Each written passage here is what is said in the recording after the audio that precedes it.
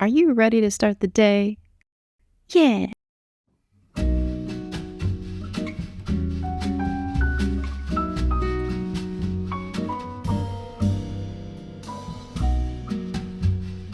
On the heels of wrapping up a bunch of client work last week, I figured the start of autumn was as good a time as any to jump back into filming. This year has been a busy one for me. When I wasn't working on client commissions, I was feverishly working on my comic submission for Shortbox. It sort of felt like I'd knelt to tie my shoes, and by the time I'd gotten back up, 2024 had flown past me all the way to October. While I feel very fortunate to have had back-to-back jobs this year, all I've really been wanting to do is work on comics.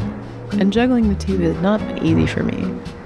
There were weeks at a time where all I did was wake up, work, go back to bed, and repeat.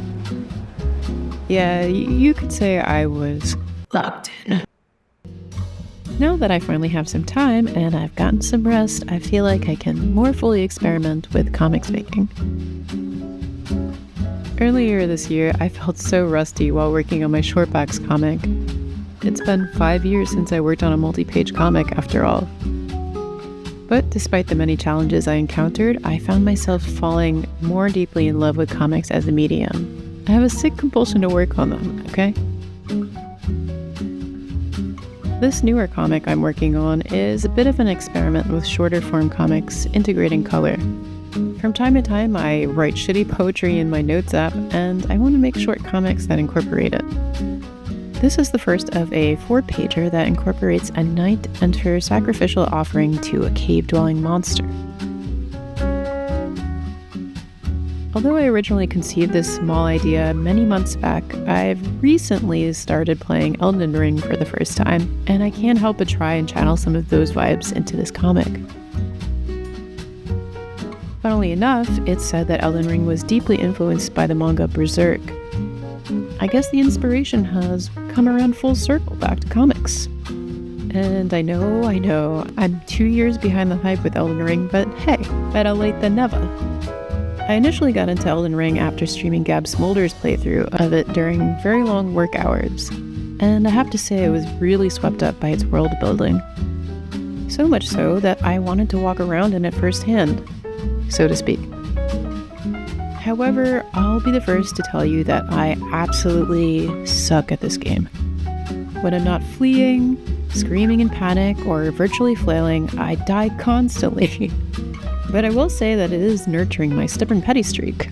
Yet somehow the unfurling lore and quiet parts in the game have me addicted.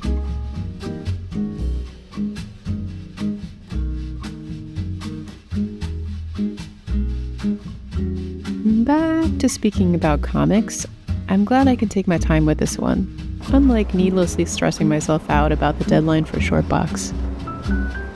By the way, if you're unfamiliar with Shortbox, it's an online-only fair during the month of October that will host the release of 100 plus new original comics from artists around the world.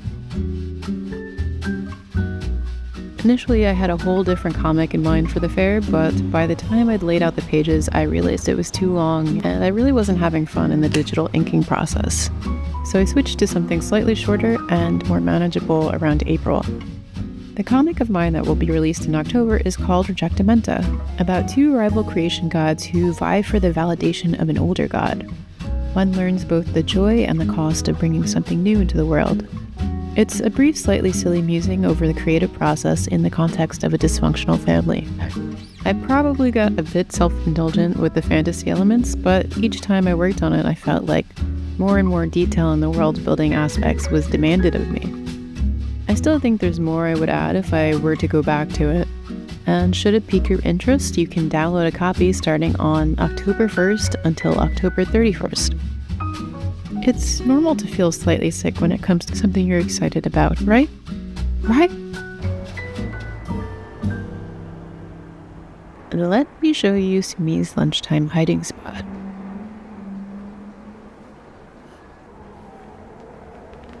Who is that? Hello?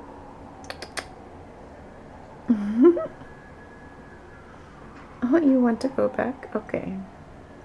My apologies, madam. Bye.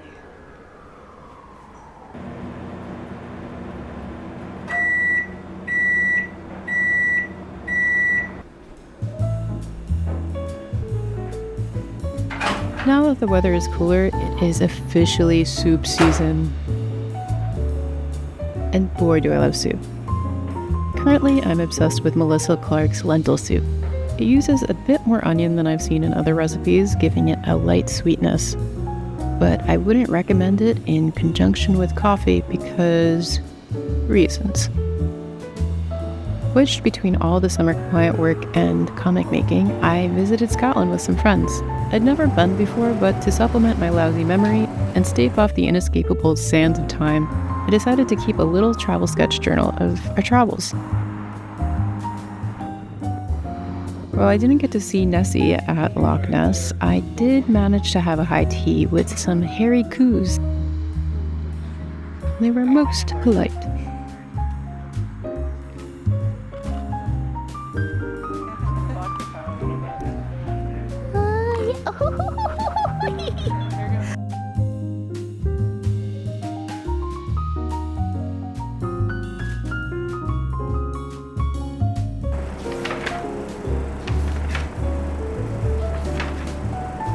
And in addition to lots of driving on the right side of the road, we went on quite a few hikes. On the Isle of Skye, I got to see the mist-draped Old Man of Storr in person.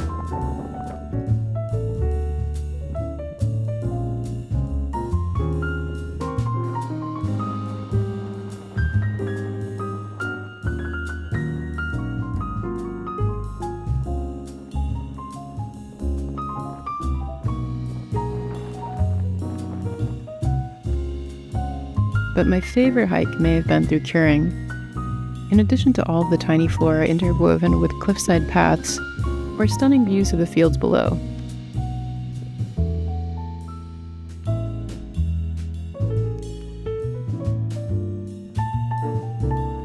There's something mystical about the contrast of the desolate cliffs and verdant hills.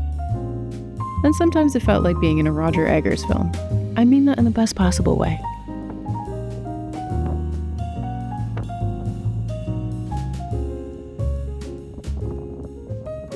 Beyond the hikes in Skye, we stayed a few days in Edinburgh, which was stuffed with historical architecture.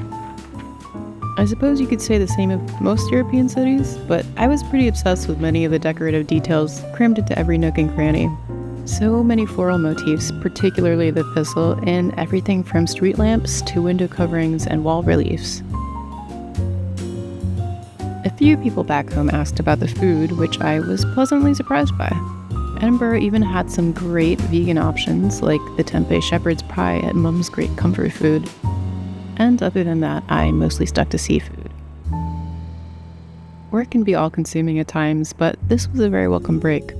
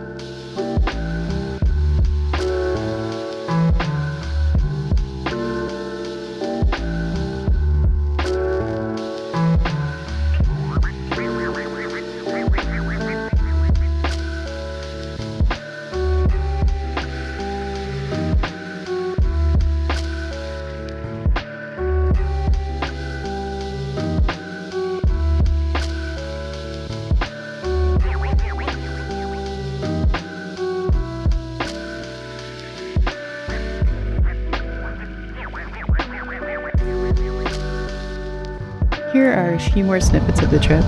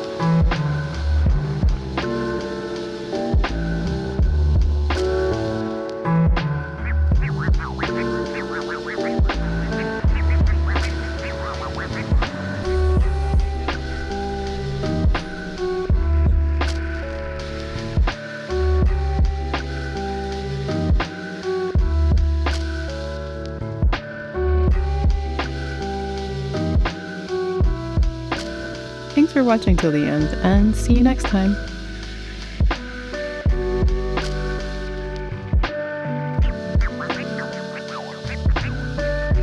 Wow.